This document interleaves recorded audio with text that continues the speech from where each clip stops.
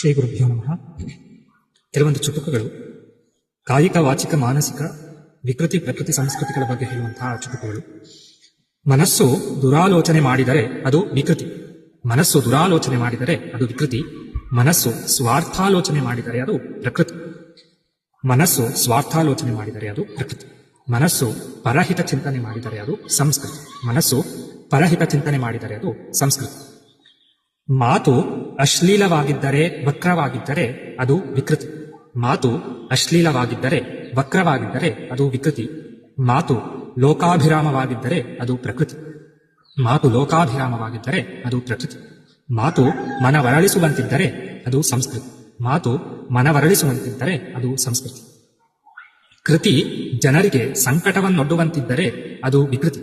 ಕೃತಿ ಜನರಿಗೆ ಸಂಕಟವನ್ನೊಡ್ಡುವಂತಿದ್ದರೆ ಅದು ವಿಕೃತಿ. ಕೃತಿ ಸ್ವಸುಖಕ್ಕಾಗಿ ಮಾತ್ರವಾಗಿದ್ದರೆ ಅದು ಪ್ರಕೃತಿ. ಕೃತಿ ಸ್ವಸುಖಕ್ಕಾಗಿ ಮಾತ್ರವಾಗಿದ್ದರೆ ಅದು ಪ್ರಕೃತಿ. ಕೃತಿ ಲೋಕಹಿತವನ್ನುಂಟು ಮಾಡುವಂತಿದ್ದರೆ ಅದು ಸಂಸ್ಕೃತಿ. ಕೃತಿ ಲೋಕಹಿತವನ್ನುಂಟು ಮಾಡುವಂತಿದ್ದರೆ ಅದು ಸಂಸ್ಕೃತಿ.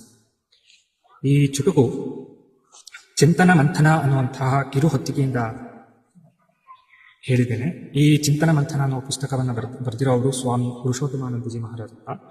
ಇವರು ತುಂಬಾ ಅದ್ಭುತ ಸನ್ಯಾಸಿಗಳು, ರಾಮಕೃಷ್ಣಾಶ್ರಮದ ಸನ್ಯಾಸಿಗಳು. ಈಗ ದೈಹಿಕವಾಗಿ ನಮ್ಮ ಜೊತೆ ಇಲ್ಲದೇ ಇರಬಹುದು. ಇವರು ಕಾಲವಾಗಿ ಸುಮಾರು 22 ವರ್ಷಗಳ ಸಂದಿದೆ. ಆದರೂ ಇವರ ಪುಸ್ತಕಗಳು, ಇವರ ಪ್ರವಚನಗಳು, ಇವರ ಗಾಯನಗಳು ಆಧ್ಯಾತ್ಮಿಕ ಸಾಧಕರಿಗೆ ತುಂಬಾ ಉತ್ತೇಜನಕಾರಿಯಾಗಿದೆ. ಹರಿ ಓಂ.